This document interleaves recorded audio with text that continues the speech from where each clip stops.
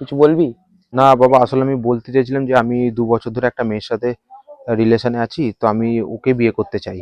হ্যাঁ ঠিক আছে, তুই তো আমার একমাত্র ছেলে, তোকে আমি কোনোদিন কিছুতে বারণ করিনি। ঠিক আছে যা।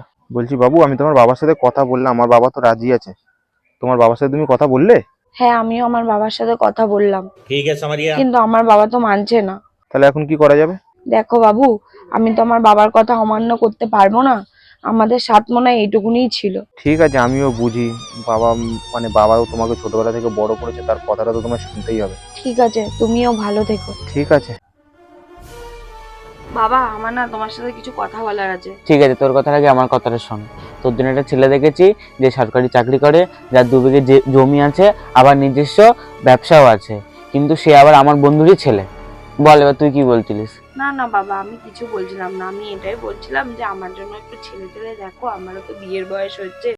अरे साला, ये तो अलग फ्रॉड चल रहा है।